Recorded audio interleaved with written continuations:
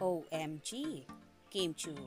Pinafungsoy nga ba ang kanyang leading man na si Paolo Avellino?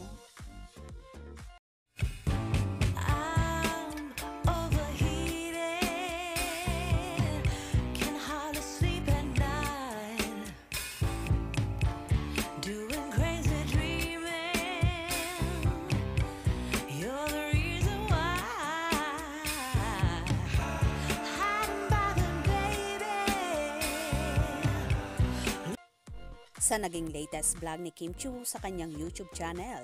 Ito nga ay pinagkaguluhan ng mga Kim Pao supporters kung saan sinasabi ng ilan na tila pinafungsoy ni Chinita Princess ang kanyang leading man at bida sa linlang the teleserye version at What's Wrong with Secretary Kim na si Paolo Avellino.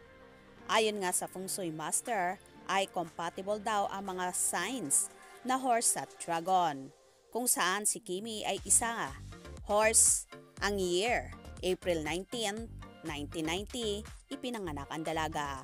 While si Paolo Avellino naman ay May 13, 1988, kung saan sumisimbolo naman sa Year of the Dragon. Sige ko the passion fruit. So it's more on the love. Damihan mo yung passion fruit. Dragon fruit, charot lang. From all sides of love. Love yourself. Yes, love for family, love for work. Yes, self-love. Ano pa mga hahanda? Ito na tayo magkatahan na kami. Di ba ba? Ito na, sinisimulan na namin ang Year of the Dragon. Love each other. Yes.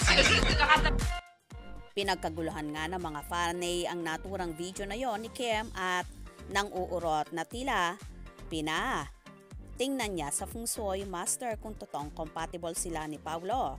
At yun na nga ang lumabas. Compatible ang kanilang mga taon. Kaya naman na happy ang kanilang mga supporters. Narito at ating tunghayan ang mga ilang komentuhan ng mga fanay. Dragon horse activeness. So with the combination of the horse and the dragon, di ba? Ano naman na yung din yung projects natin? Compatible din naman ang horse and the dragon. Yeah.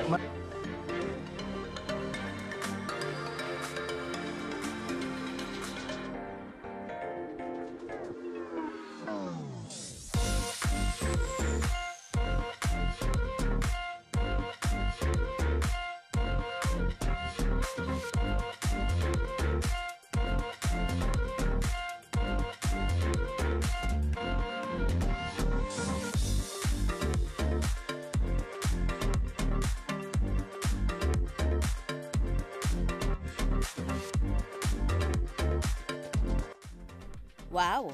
Talagang pinagtatagpo sila ng tadhana at pinagtutugma ang kanilang kapalaran. Posible nga bang maging sila in the future? Kayo na ang bahalang humusga.